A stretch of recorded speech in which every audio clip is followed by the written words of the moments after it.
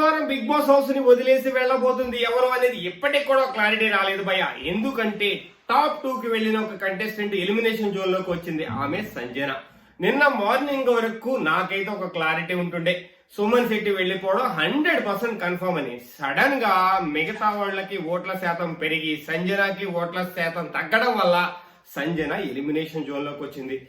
సంజన గాని సుమన్ శెట్టి గాని వీళ్ళిద్దరిలో ఒకళ్ళు ఎలిమినేట్ అయిపోవడం ఆల్మోస్ట్ కన్ఫర్మ్ అయిపోయింది. ఇది బిగ్ బాస్ డెసిషన్. ఎందుకంటే వాళ్ళిద్దరి మధ్య ఓట్ల వ్యత్యాసం చాలా చాలా మినిమల్.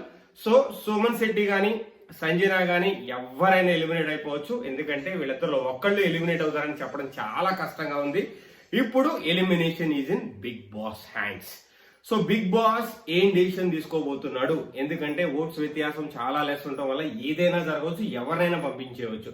సో నాకు అనిపిస్తుంది ఏంటంటే సంజన వెళ్ళిపోవచ్చు, సుమన్ శెట్టి ఉండొచ్చు అని నాకైతే ఎక్కడో ఒక మూల కొడుతుంది.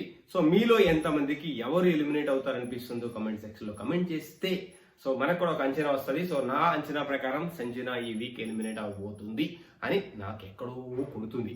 సో వీక్ స్టార్టింగ్ లో అదే అనిపించింది. నేను చాలా సార్లు చెప్పినా కానీ చాలా మంది నన్ను నవ్వారు, అరే సంజనకి సో ఇమ్ము ఓట్లు పడుతున్నాయి, ఖచ్చితంగా సంజన సేవ్ అవుద్దని. బట్ అది జరగలేదు.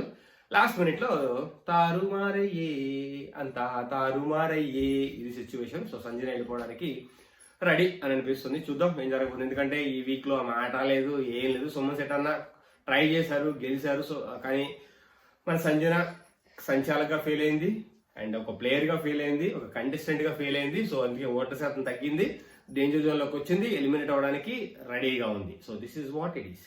So I'm waiting for ever comments. ఎవరు ఎలిమినేట్ అవ్వబోతున్నారో మీరేమనుకుంటున్నారు కామెంట్ సెక్షన్ లో కమెంట్ చేయండి. మళ్ళీ ఎలిమినేషన్ అప్డేట్ తో మేము ముందుకు వస్తా. ప్రస్తుతానికైతే జై హింద్, శ్రేణి సైనింగ్ ఆఫ్.